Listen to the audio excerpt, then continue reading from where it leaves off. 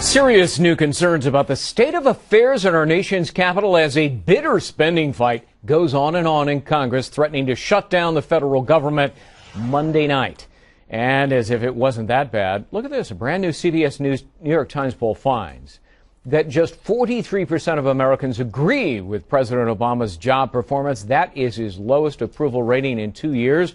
Let's bring in our political insiders. John LeBoutillier, former Republican congressman for New York. Pat Goodell, Fox News contributor and a former pollster for President Jimmy Carter. Doug Schoen, also a Fox News contributor and a former pollster for Bill Clinton. Doug, yep. I saw one poll, I think it was the Reuters poll, that had the president as low as 39%. Yeah, Greg, it is undeniable that the president is trending down. He gets negative ratings on handling the economy, foreign policy. Bottom line, the American people are sick and tired. The only thing that's really buttressing him now is a Republican Party that is committing hara-kiri, that is doing what the American people don't want, which is ultimately being responsible for shutting the government down due to their intransigence over an admittedly unpopular Obamacare. Republicans always get the blame whenever this happens, Pat. Correct. And in fact, they're already getting the blame. Let's put the next poll up. CBS New York Times, who's more to blame if the government shuts down? Look at this. Republicans in Congress, 44%. President and Democrats, 36%. The 16%, both equally, is an important piece of data as well. Pat? Yeah, well, what we have is a country looking at what's going on in Washington and condemning all of them. And they have a lot to do, merit to condemn them all for. The Republican strategy, we have argued for a long time, their fallback position, which we have said to you for weeks, is insane not to have had it earlier, which could have drawn, like Joe Manchin, Democratic support for a delay. But, the bitter bill by Senator Bitter in the Senate to deal with the issue of the Congress exempting themselves. The House didn't even put it in. You know why? Because they're all in on this. And the American people are going, you people are screwing up, so everybody's numbers are going to come down on this. You think the Republicans are in the tank, Pat? I think, yeah. Well, what do you think? What do you think, I do. Benghazi? Yes, I do think they are. I think they've got the leadership. So that's what it is. Let me talk to you about this strategy, sort of a twofold strategy, delay versus defund. Now, defund is profoundly unpopular. Delay by 30 points is very popular. Let me just put up defund up here. This is a CNBC poll. Put that one up. Defund Obamacare if it means shutting down the government. Look at that. 59%, almost 60% say absolutely no. John? Well, I don't want to pat ourselves on the back, but the three of us with you, Greg, for the last 2 months have been saying the way to go was to ask for a delay of 1 year to go along with the president's delay of the business mandate. Absolutely. And had the Republicans used this summer to investigate the IRS aggressively and help discredit that agency even more, they would have the argument to say to the country, look, the IRS can't be trusted to run Obamacare. The exchanges are not set up. The president's delaying part of the bill. Don't you think we ought to delay the whole thing for a year? Take another look at it. And the economy. Let's not forget the economic. 80% of jobs now being created part-time. The union screaming bloody murder, what we said on this program.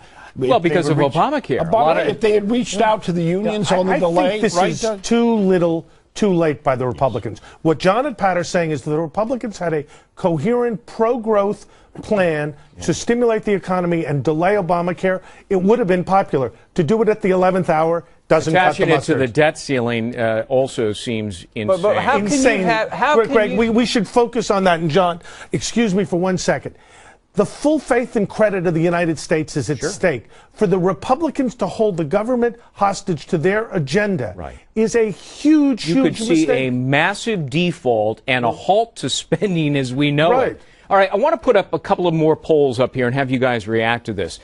CBS New York Times poll, take a look at this. I mean, on almost every issue, the president is doing poorly. Look at that. The economy, on Syria, on Iran, his disapproval far outweighs his approval rating. Go to the Bloomberg poll. The nation is generally headed in the right direction. A scant 25%, 68% say wrong direction. I don't want to jump into our next topic, but let me just say that because of these numbers, I think the president is desperate to have something to hang his second term on, a success of some sort. And I think when we get to it in a few minutes, either Iran or Syria or both. They are likely, he and Kerry, to make a bad deal just to get a deal, to run around and say, hey, I got a great accomplishment here. All right, Pat? I want to go back about these numbers on Obama because they're even worse. Healthcare, 40 approval, 54 disapprove. Budget deficit, 35 approved, 54 disapprove. His numbers are going down. But as Doug said earlier, the Republicans, the stupid party at work, they were winning, I think we said last week, by just default, sort of. They have now set themselves up to be questioned. Although, we should mention, the discontent with Washington, right. What Ted Cruz started speaking about is, and we should mention him, because we have an 8-month tenured senator driving the bus for everybody. Well, he seems to be in charge. He seems to be in charge of the House, Doug, and Speaker Boehner seems to be nowhere. Boehner is basically abrogated responsibility. I think they're going to have a press conference with the Republican leadership in a few minutes. 15 minutes. We will see, and I think it's important to watch. But bottom line, what Pat is saying is exactly right. Ted Cruz is driving the bus. I say the wrong direction because the defund proposition is basically DOA. Yeah, but you also have this major problem. If we get away from any one little thing, the Speaker of the House doesn't always talk to the Majority Leader of the House. Right. The Speaker of the House and the Majority Leader of the Senate never talk. Right. The Speaker of the House is the top Republican, and the Minority Leader in the Senate, Mitch McConnell, they never talk. And the president never talks to anybody. Never talks to anybody. Except Valerie Jarrett. Except chasing the Iranian president around. Doesn't talk to him either, though. Yeah. He won't even talk to him. Yeah, he'll talk to a terrorist nation, but not to Congress, which he claims, or at least his staff is calling terrorists. Right, that's correct. Yeah, okay.